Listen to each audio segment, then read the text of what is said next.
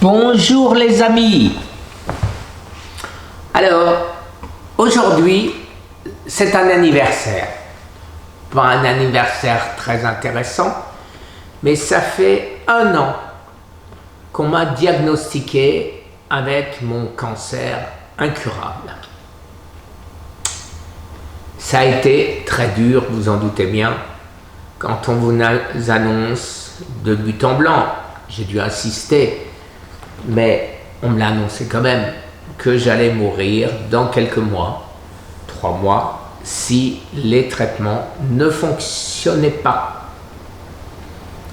Donc,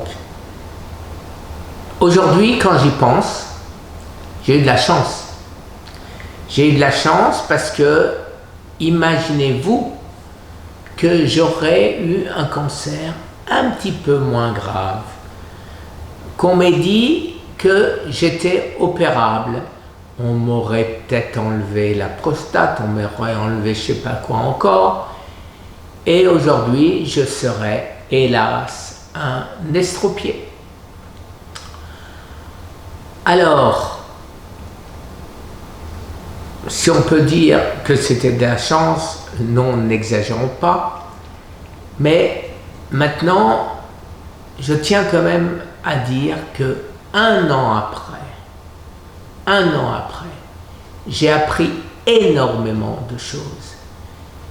La première chose que j'ai apprise, je pense, c'est que les médecins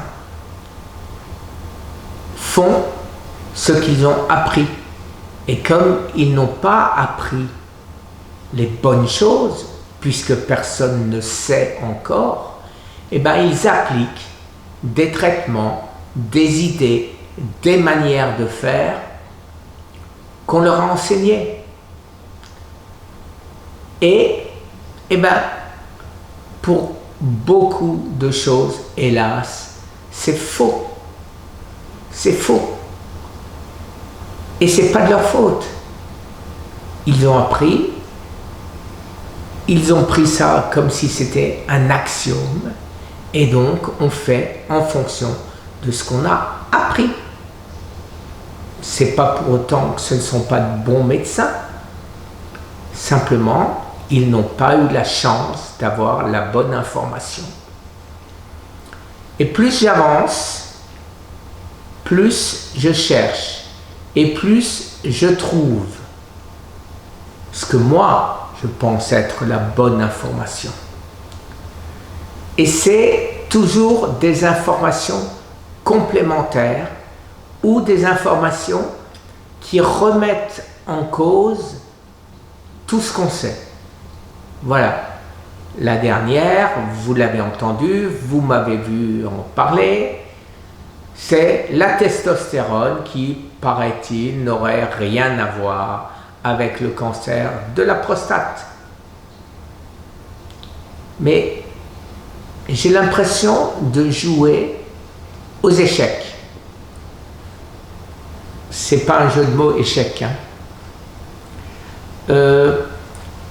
J'ai l'impression de jouer aux échecs. Pourquoi? Avec un partenaire tricheur. Au fur et à mesure de l'avancée, eh ben, on change les règles du jeu. C'est difficile. C'est difficile dans ces cas-là d'arriver à un résultat concret. Mais vous le savez, rien ne m'abat. Le grand coup, et je l'ai eu les premiers mois, bien sûr, quand je savais, puisque tout le monde, tous les gens qui savent m'ont dit que j'allais mourir. Donc là, j'ai eu un grand coup. Maintenant que je sais que personne ne sait rien, je vais beaucoup mieux. Parce que je sais une chose, c'est que je crois en mes recherches, je crois en ce que je fais, et j'espère de tout cœur, et c'est pour ça que j'insiste lourdement là-dessus, à chaque fois, Si vous êtes dans mon cas, si vous avez ma maladie et que vous êtes mal, je n'ai pas le droit de vous le dire, mais je vous le dis quand même, à la condition que votre médecin accepte ce que je vous dis. Faites comme moi. Faites comme moi. Alors, faire comme moi, ça change. Ça change puisque vous l'avez vu, je change tout le temps. Mais je change tout le temps pas par hasard. Je change en fonction de mes bilans sanguins, des résultats de mes analyses et de comment je me sens. Rien n'est au hasard. Je ne dirai jamais, comme certains abonnés me l'ont reproché, mais tu ne te rends pas compte ce que tu dis quand tu dis t'arrêtes le Zytiga. Imagine-toi qu'il y a des gens qui arrêtent le Zytiga et ils vont mourir parce qu'ils ont arrêté le Zytiga. Je ne sais pas. Je n'ai jamais dit à personne d'arrêter le Zytiga.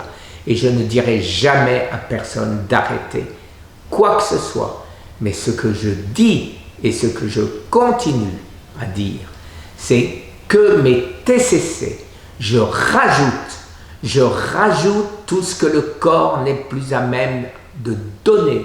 Les minéraux, le sélénium, le potassium, le zinc, etc. Et je rajoute toutes les vitamines que le corps n'est plus capable de conserver ou parce qu'on ne mange pas ce qu'il faut d'avoir et on est en manque. Chaque mois, dans mes analyses, je répète, n'oubliez surtout pas de me faire le panel complet de mes vitamines parce que c'est quelque chose qui n'est pas automatique. Je le fais, l'assurance ne veut pas prendre en charge, je paye, je veux être sûr de ne pas faire d'erreur.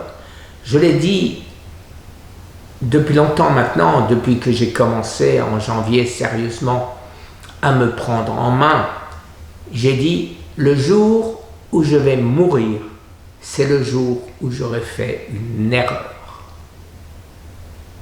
Voilà pourquoi quand vous, abonnés, me dites « Mais tu peux manger quelques fruits, quelques myrtilles, quelques ci, quelques ça. » Je réponds ce qui est peut-être... Et c'est vrai, peut-être que je peux. Mais je réponds, je n'ai qu'une vie. Et je ne veux pas risquer de jouer avec. Pas de sucre, ça veut dire pas de sucre. Le fructose, c'est du sucre. Et chaque fois que j'ai mangé des fruits, ma glycémie a explosé le lendemain. Voilà, c'est tout simple. Et comme ça, je peux continuer longtemps. Et je crois que je vais m'arrêter là parce que, comme d'habitude, je ne veux pas tout mélanger. Je vais vous faire une vidéo derrière, celle-là, pour vous expliquer pourquoi il y a une question que je ne demanderai jamais, que je ne poserai jamais à Laurent Schwartz, de peur de la réponse. Merci les amis. Une petite gorgée de mon faux Zytiga.